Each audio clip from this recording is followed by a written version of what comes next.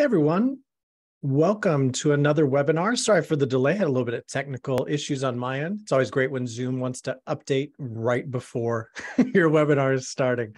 But welcome everyone, hope you're doing well. And let me just share my screen here so we can get going. And I always like to see who's with us.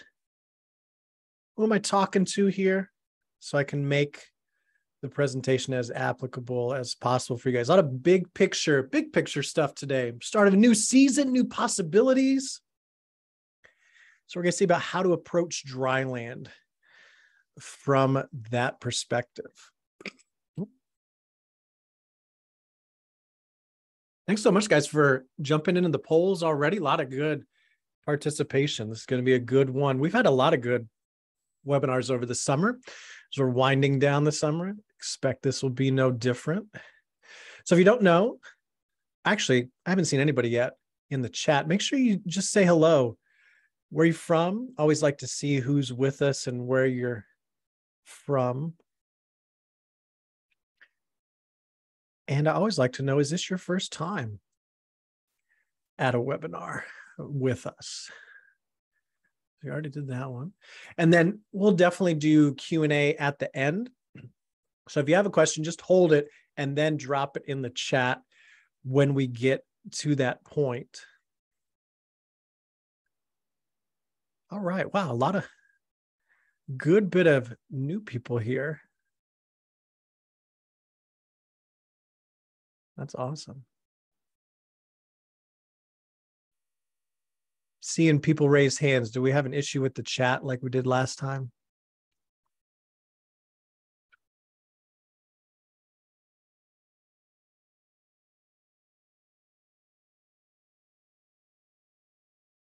I'm looking on my end, guys. I'm making sure I'm not seeing a couple of people raise their hands. I'm just double checking before I get into the.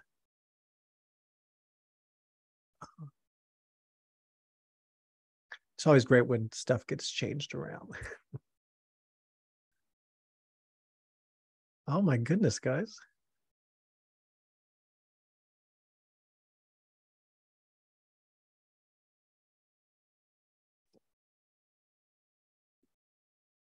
I just put a chat in. Just respond to me, guys. I haven't seen any chats come in. Just want to make sure it's working because that's how we're going to do Q&As. I don't know if something got messed up in my update or something.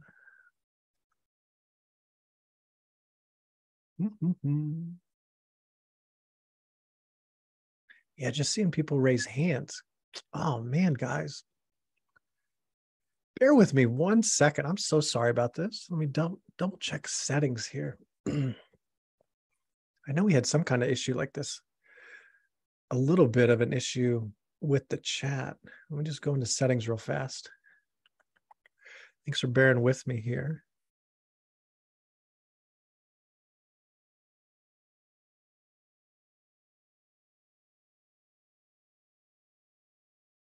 Yeah, I'm not seeing.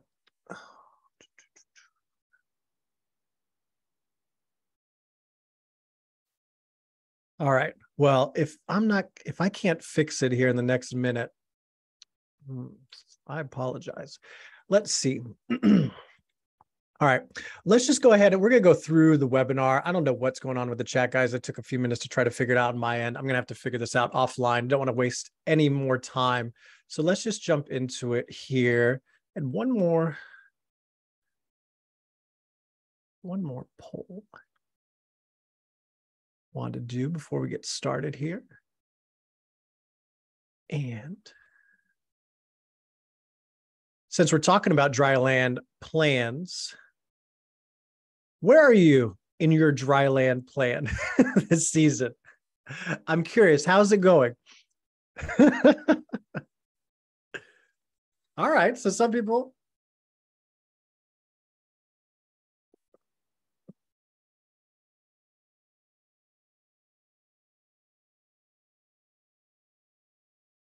All right.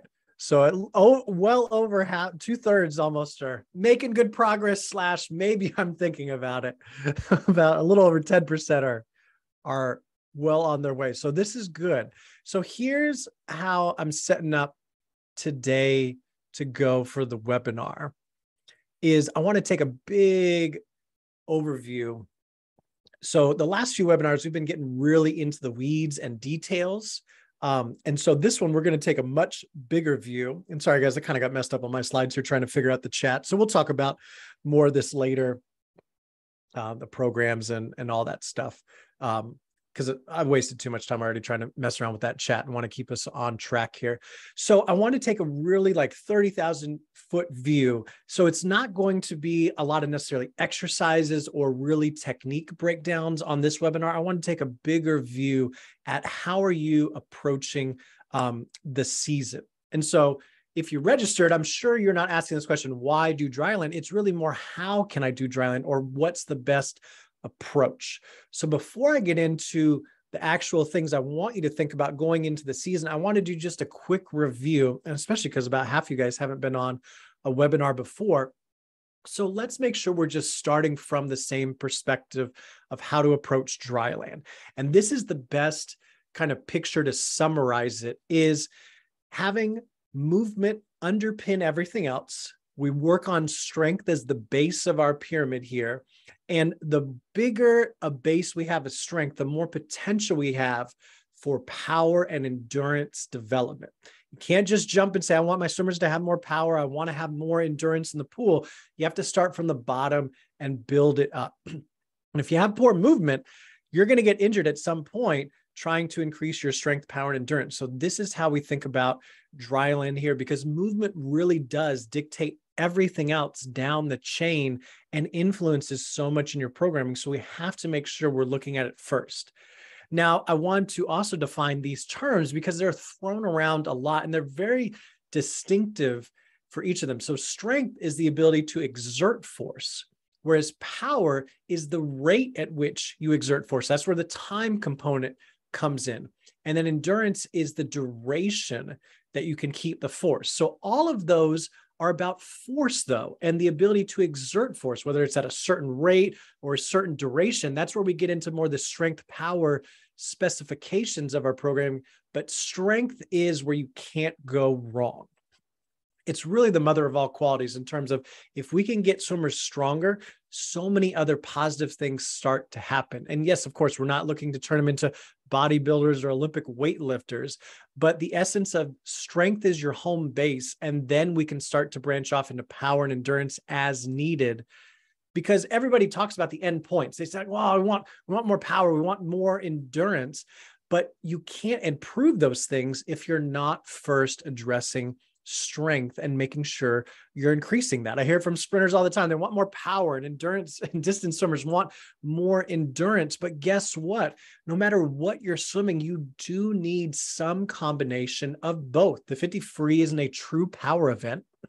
It has just a tiny bit of endurance components in it. And on the other end, you see these 10Ks, how fast these guys are swimming at the end here. I mean, you definitely have some sprinting and power capability, even if you're a 10K open water swimmer. So anywhere in between, you need some combination of power and endurance. So don't get short-sighted and just go to one, because it starts with movement. We build strength on top of it. Then we start to specialize into power and endurance. So keep this picture in mind as we're going through, because this underpins just everything we're talking about here. And so even your swimmers here, you may be looking at, all right, some of my swimmers more look like that top one. We need to focus on getting movement better. Yes, we need to work on better core strength and their bridges, but the movement, making sure they're in it. And that's an isometric. So that's maybe a little bit harder example to think of, but something that's more dynamic, like a squat. If you yourself or a lot of your swimmers are more to that end where they're on their toes, not a lot of depth, we got to work on that movement. We have to clean that up, at least get it to that middle picture. That's the bare minimum before we would start to load it. And then eventually we can get into some deep squats. And the goblet squat is a great exercise to help athletes work through that movement continuum, but still add in a little bit of strength along the way as well. And so at least we're trying to get to that, bare minimum 90-degree depth on a squat. But that's how you want to think about how movement and strength interplay in a Dryland program. So here's the three things I'm going to break down that I want you to be thinking about for the upcoming season. So 2 goals that you have in every Dryland session, no matter what. Hard does not equal effective, and keep it simple. All right. So let's jump in. I'm going to try to keep it simple the whole presentation too.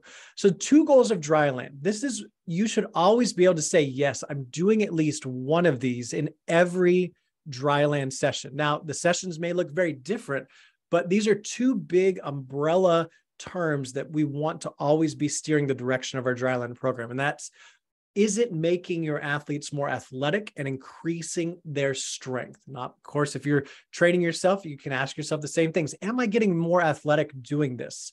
Am I getting stronger? And those are big terms. So we can break that down. Athleticism could be a lot of things. It could be just working on shoulder mobility. That can be improving your athleticism. Or your rhythm, skipping with little kids, making sure they have some rhythm as they develop coordination, reactivity, speed. A lot of things can fall under athleticism, but that's the first one. The second one is strength. So we already talked about the ability to produce force and how that gets specific in power and endurance, but also strength can really help on recoverability or just the capacity to do harder training, more intense training, whether that's volume or just intensity. So in any Dryland session, you want to make sure, is there athleticism or a strength component? And if there's neither, I would kind of question what are you doing? And it's easy because these are big umbrella terms, but that should be your starting point in thinking through your Dryland program and always asking yourself, is this helping with strength and athleticism? Is it increasing that? And have that graphic picture in your mind there of the triangle, the movement underneath it. If you have those 2 things always at the forefront of your mind when you're looking at your Dryland this season, I think it's really going to help steer you. Something like this is, your athletes, are they in between the hinge or the squat here? And that could be working on their athleticism, their movement here, because there's a huge difference between what a hinge looks like and what a squat looks like. And so making sure you even allow yourself the time, if you need to coach up the movements a little more, to not be in a hurry to, oh, we're behind, I need to be loading them up, or I need to have more volume in at this point. Take time and make sure their movements are really good, no matter where you are. Even if it's in the middle of the season and you feel like your athletes are still not hinging well and still squatting, take time to make sure there's difference. And we have plenty of resources on our YouTube page. If you're new, check out previous webinars. We'll put those up occasionally on the YouTube page. The best way, though, to always make sure you get the webinar replays is to register, even if you're not making it with us live.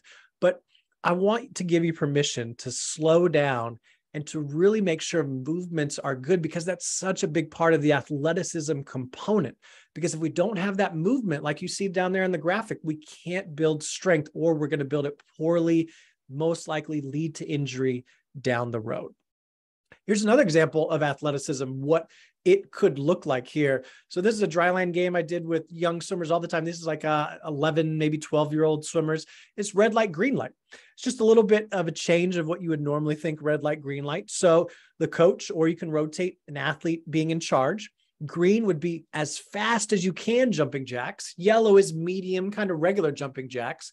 And red is stop immediately. And then I added blue, which is a tight streamline and hold their balance on their toes. So you can see here, this is a really simple game. You don't need any equipment. You could do it on the deck. Probably would want shoes and make sure it's not slick or anything.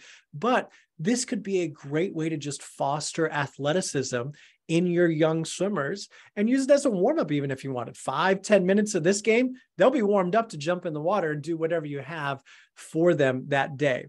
So really great, simple games. It doesn't have to be complex when it comes to having effective Dryland. So making sure you're thinking, is there athleticism and is there strength?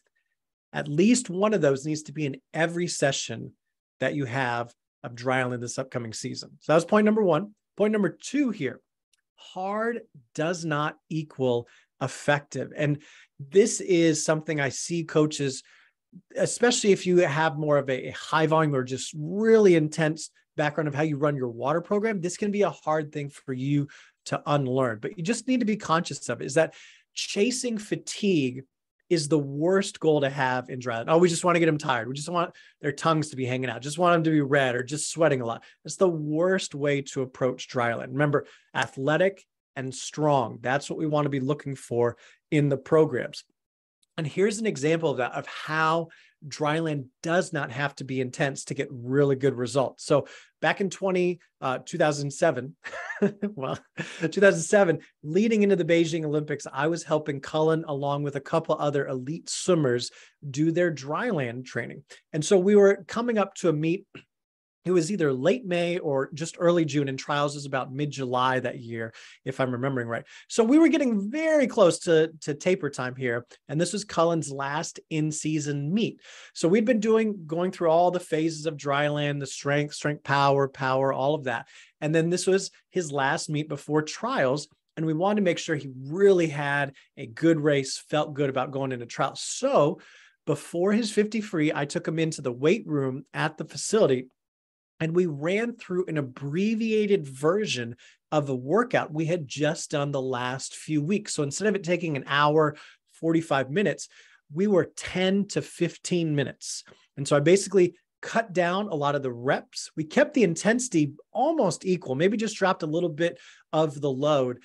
But what I wanted to look at is, I wasn't looking for fatigue, obviously, because he's going to go swim a 50. We want him to do well. I wanted just a little bit of glimmer of sweat, just a little bit of panting of, okay, he's breathing a little bit, and to see just a little bit of power and explosiveness on the few exercises I had him do.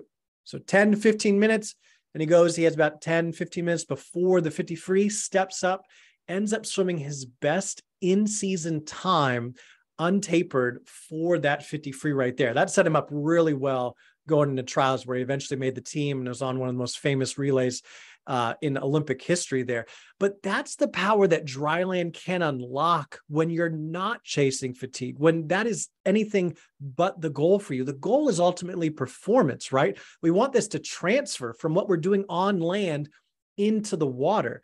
And when you approach it that way, you can start to see it in a different way and say, oh, dryland can actually like super prime a swimmer right before a race, and they may swim even faster than if they hadn't done dryland. So if that's the power dryland has, you have to approach it differently on a regular basis when you're training day in and day out. And when it comes to fatigue in dryland, I really try to only exploit it at certain points. So at the end of a dryland session, for the most time, I do not want athletes dragging out of the session. Obviously, we've done some work, whether it's in a strength power, or power phase. I mean, we have accomplished something other than if it was just a mobility session, especially if you're in the heart of training. Dryland tends to change a little bit. But in just a regular spot, I'm not looking to kill them every session, because I know they just either had practice or going to go practice and probably have another practice within the 24, 48 hours that I'll see them next for their dryland session. So I'm not trying to empty the tank on every single dryland session. If anything, I'm making sure I use my time as effectively as possible with how I program, what exercise I'm doing, what intensity I'm doing, because we have to account for the energy that the athlete needs to then go perform in the pool as well. So fatigue should not be a factor in terms of how you're grading your dryland program.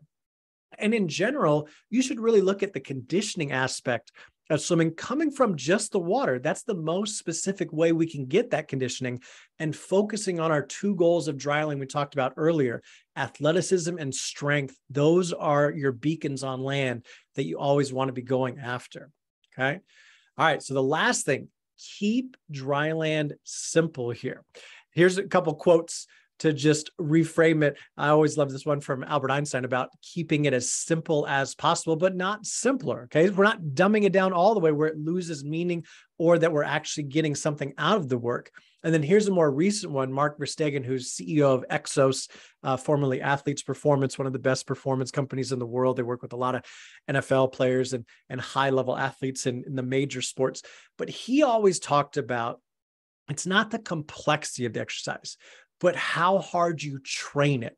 So a back squat, or even go back to the goblet squat example that I showed you guys earlier, that's not a very complex exercise, but we can make it really difficult really fast, whether it's load, whether it's volume, whether it's the duration of how long each of the movements are, whether it's the eccentric or the concentric or the isometric down at the bottom. So I can really ramp up the intensity on a very basic exercise. And chances are most of you, whether you're working with athletes or you're an athlete yourself, you probably need it to be more on the basic side. You don't need to be doing these complicated exercises where you're trying to balance on one leg on an unstable surface and doing a get up or an overhead press or something like that. Most of you would probably be best suited just to work on how low can you get in an overhead squat? Can you do a goblet squat really well? Can you hold a bridge for 1+ minute? The basics are where most swimmers are at. And it's very few where we need to complicate it as a result of their history of training. Even Cullen had, at that point, when I was working with him, he had definitely been strength training all of through college. So that's at least 4 years. I would gather it's at least 2 or 3 years in high school as well. So he was working with me almost a decade of experience. But yet, if you look at the programs, it's not that complex. We just knew where to really crank it up when. And it's that dance and flow of Dryland as you go through the season that you want to be aware of. So right now, chances are you're not going real intense in the water. So this is where you could go more intense in Dryland. Obviously not day one, right? You want to ramp it up a little bit, but that's how you think about it. And then maybe when you get to December, January, if you're really in the heart of heavy, intense training, you got to dial the intensity back on Dryland.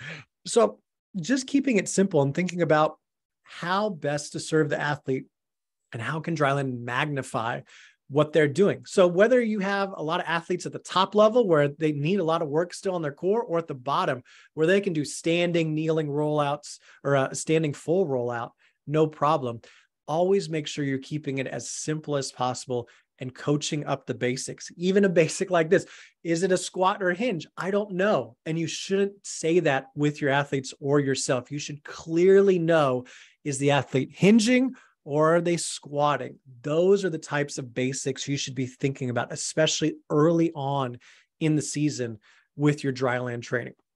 And I mentioned this a few times, but just the phases that we have here at Surge Strength. And I used more phases previously, but I kept trying to just make it simpler, make it simpler. So strength phase, a strength power phase where we're doing complex exercises in terms of one exercise supersetted by another. That's another term for complex, is supersetting.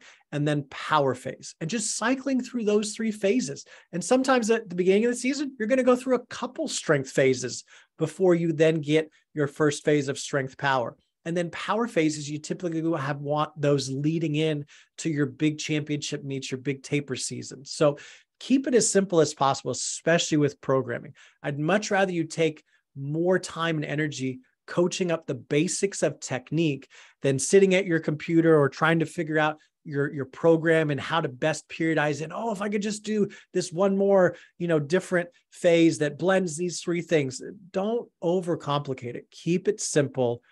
Coach up the basics really well. Make sure every session has strength and athleticism elements within it.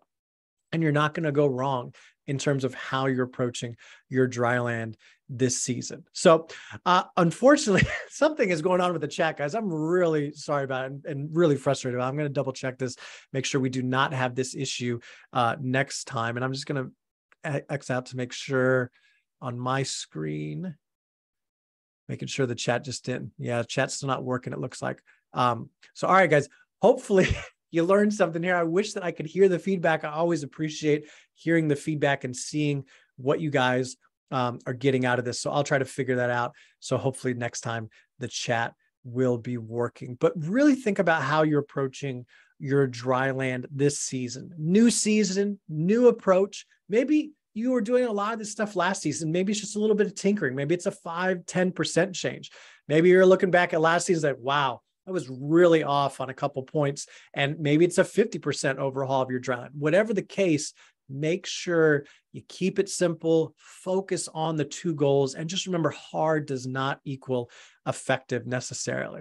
Now, going forward from the webinar here, you got a couple choices. You can decide maybe not to change anything. I doubt any of you are going to take that route.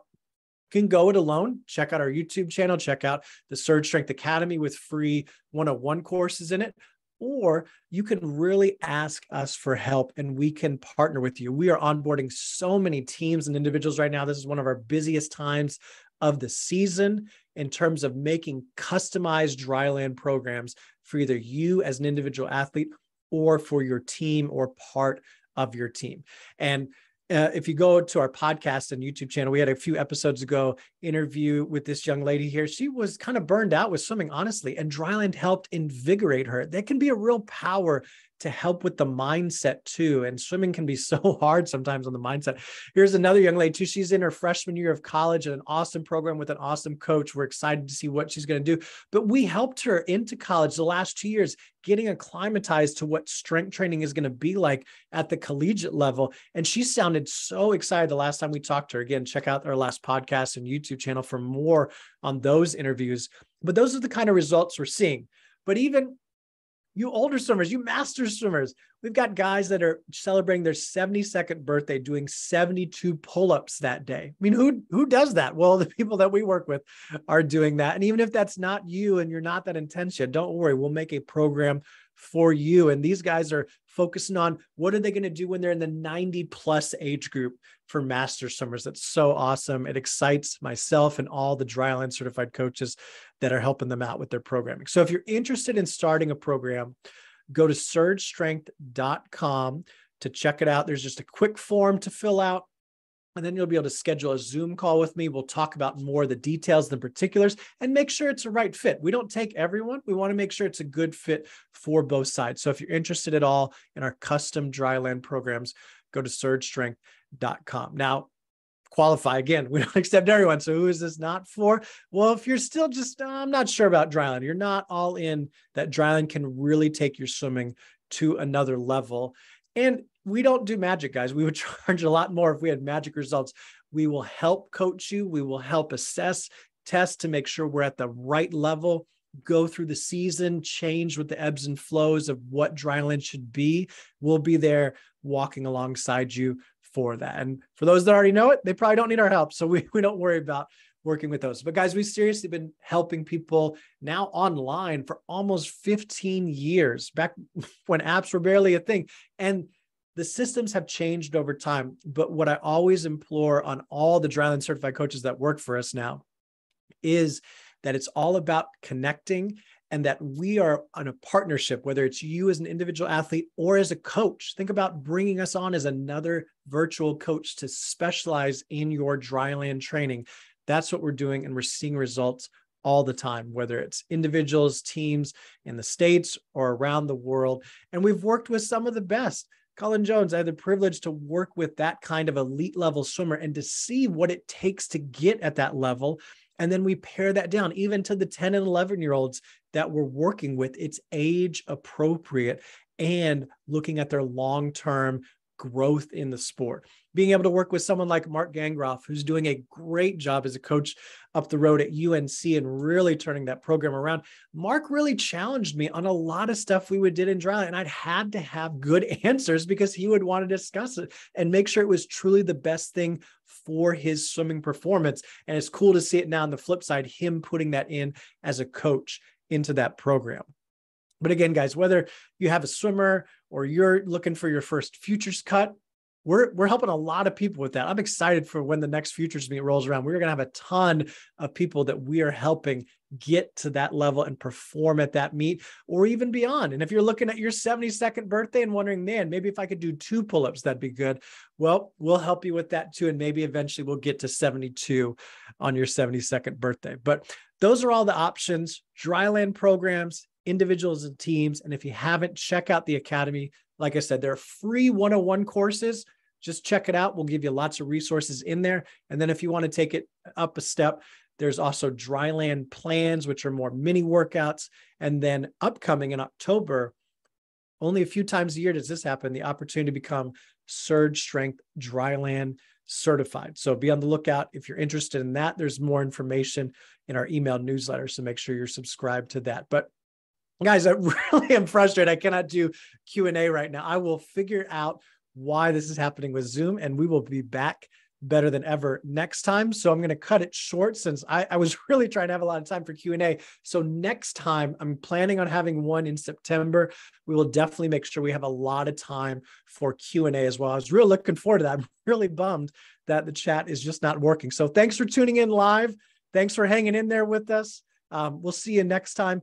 Good luck this season. See a lot of hands raising. So thanks, guys. Sorry about the difficulties with the chat. Good to see all of you. Thanks so much for tuning in. We'll see you guys in a few weeks. Thanks, everyone.